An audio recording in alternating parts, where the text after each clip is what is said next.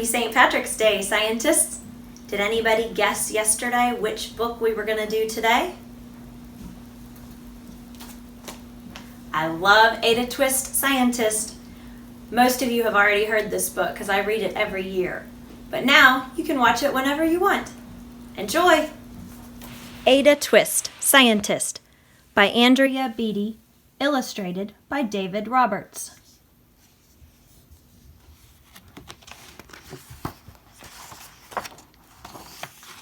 Notice the cat. Ada Marie, said not a word till the day she turned 3. She bounced in her crib and looked all around, observing the world but not making a sound. She learned how to climb and made her big break, with a trail of chaos left in her wake. She ran through the day chasing each sound and sight, and didn't slow down till she conked out at night. Her parents were frazzled, but tried not to freak, as Ada grew bigger and still did not speak. Clearly, young Ada, with lots in her head, would have something to say when it ought to be said. That's just what happened when Ada turned 3. She tore through the house on a fact-finding spree and climbed up the clock just as high as she could. Her parents yelled, "Stop!" as all good parents would. Ada's queen quivered, but she did not cry. She took a deep breath and she simply asked, "Why?"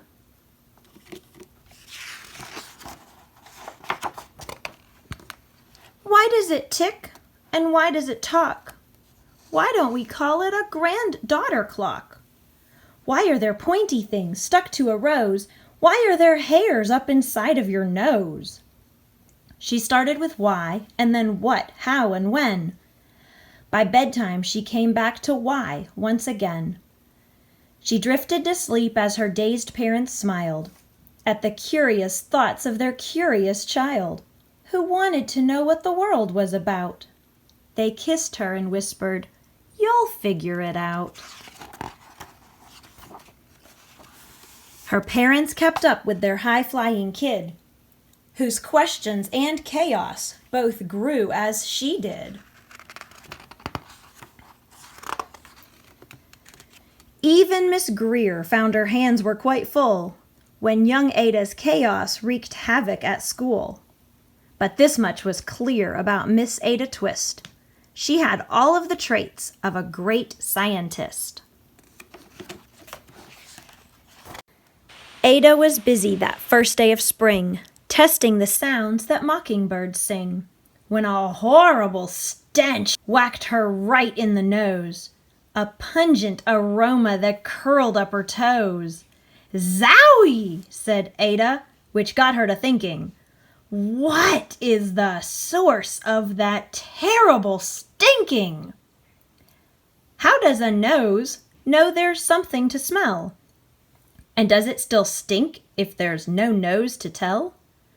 She rattled off questions and tapped on her chin. She'd start at the start where she ought to begin. A mystery, a riddle, a puzzle, a quest. This was the moment that Ada loved best. There's your brother walking by. Ada did research to learn all she could of smelling and smells, both the stinky and good. One hypothesis Ada thought could be true. The terrible stink came from Dad's cabbage stew. She tested and tested, but soon Ada knew it was time to come up with hypothesis 2. Then, zowie! The stink struck again, just like that. Hypothesis 2, it's caused by the cat. The cat couldn't make such a stink on its own. It needed perfume and some fancy cologne. So young Ada tested. The test was a flop. She started again, but her parents yelled, "Stop!" Ada Marie, To the thinking chair now, by the time we count 3. Enough, said her mother. That's it, said her dad. Her parents were frustrated, frazzled, and mad. Why? Ada questioned. Her mother said no. What? Ada queried. Her father said go. You've ruined our supper, you've made the cat stink. Enough with your questions. Now sit there and think. She looked at her parents. Her heart turned to goo. Poor Ada Twist didn't know what to do. She sat all alone by herself in the hall, and Ada once more could say nothing at all. And so Ada sat, and she sat, and she sat. And she thought about science and Stu and the cat and how her experiments made such a big mess. Does it have to be so? Is that part of success? Are messes a problem? And while she was thinking, what was the source of that terrible stinking? Ada Marie did what scientists do. She asked a small question, and then she asked 2. And each of those led her to 3 questions more, and some of those questions resulted in 4. As Ada got thinking, she really dug in.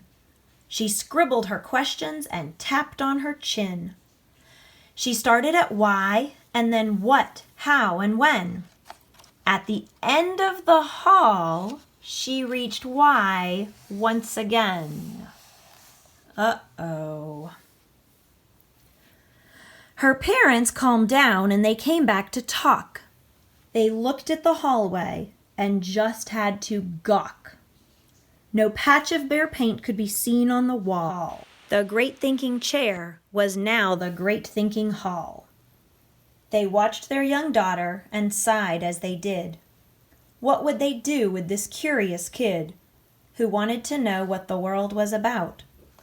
They smiled and whispered, "We'll figure it out." And that's what they did, because that's what you do when your kid has a passion and a heart that is true. They remade their world, now they're all in the act of helping young Ada sort fiction from fact. She asks lots of questions. How could she resist?